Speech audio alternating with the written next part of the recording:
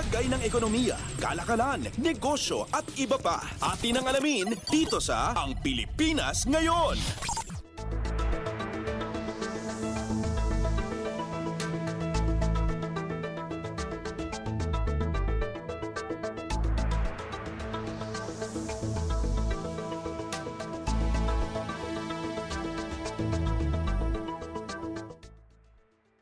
Magandang araw, narito na ang mga nangungunang balita sa larangan ng pagninegosyo at kalakalan.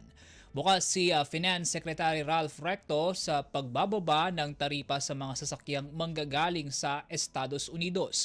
Ginawa ng kalimang pahayag sa gitna ng kanyang pagsulong para sa isang Free Trade Agreement o FTA sa pagitan ng Pilipinas at US.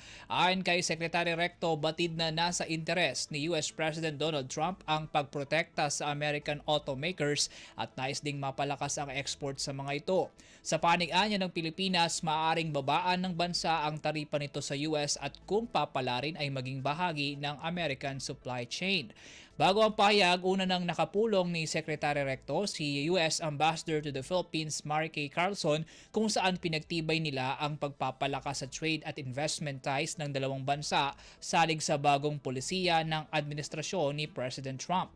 Sa kabila ng mga bagong polisiya ng kasalukuyang administrasyon, binigyang diin ni Ambassador Carlson na nasa magandang posisyon pa rin ang US-Philippines trade relations at nananatiling nakalinya sa US prosperity agenda. Sinabi rin nito na nananatiling bullish ang American investors sa Pilipinas lalo na sa potensyal ng Luzon Economic Corridor at iba pang high-value industries gaya ng sa semiconductor at manufacturing supply chains.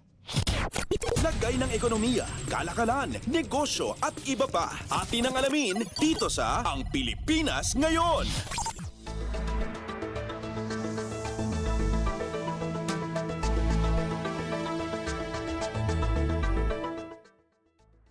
Sa iba pang balita, inaprobahan ng Maharlika Investment Corporation o MIC ang isang binding term sheet para sa $76.4 million bridge loan ng Makilala Mining. Ayon sa MIC, ang nasabing loan ay gagamitin ng Makilala Mining para sa pagdevelop ng Maalinaw, Kaigutan, Biyog o MCB Copper Gold Project sa probinsya ng Kalinga.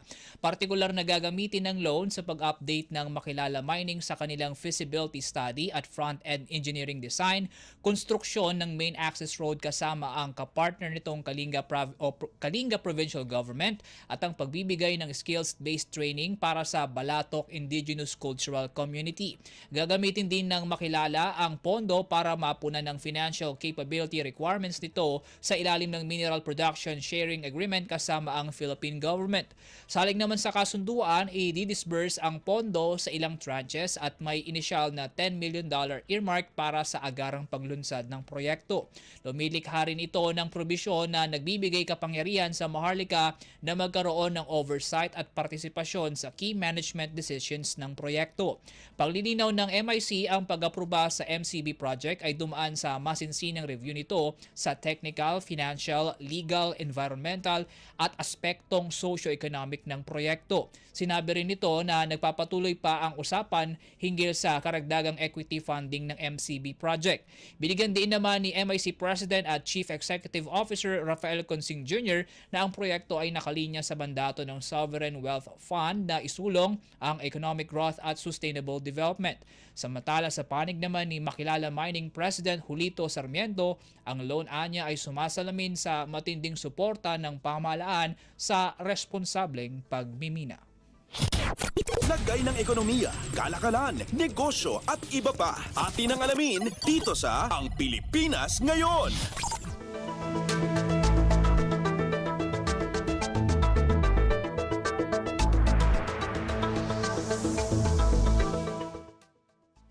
Target ng Department of Trade and Industry o DTI na paabutin sa halos 16 na bilyong piso ang sales ng Philippine halal products ngayong taon.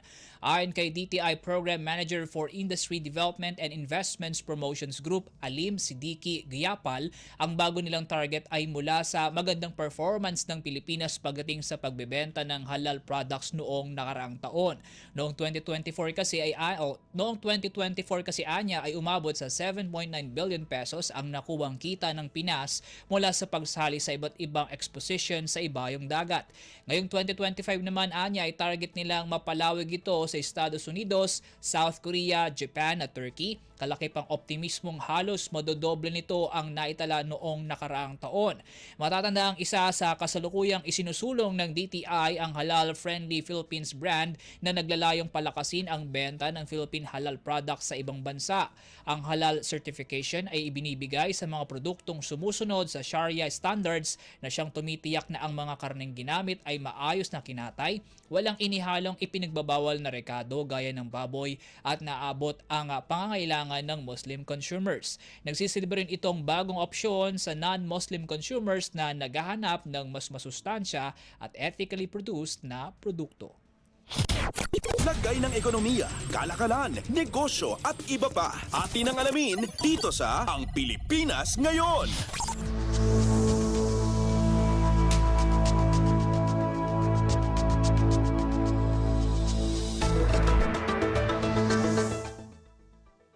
Nagpahayag din ng pagbati ang European Chamber of Commerce of the Philippines o EECP sa Pinas buwat sa matagumpay na pagkakatanggal nito sa Financial Action Task Force o FATF Gray List. Sa isang pahayag, kinilala ng EECP ang ilang mga hakbang ng pamahalaan upang maalis sa nasabing listahan gaya ng pagsasabatas ng Anti-Financial Account Scamming Act o AFASA noong nakaraang taon. Sa pamamagitan nila ng batas ay napalakas ang integridad ng financial accounts at kabuang financial system sa Pilipinas. Dahil sa pagkakatanggal ng Pinas sa FATF Gray List, naniniwala ang EECP na magbubukas ito ng bagong kumpiyansa sa mga mamumuhunan, gayon din ay mas mapapadali sa financial transactions at international trade. Tiniyak din ito ang kanilang patuloy na pakikipagtulungan sa pamahalaan at sa pribadong sektor upang mapalakas pang lalo ang anti-money laundering at counter-terrorism financing regime ng Pilipinas. Lagay ng ekonomiya, kalakalan, negosyo at iba pa. Atin ang alamin dito sa Ang Pilipinas Ngayon.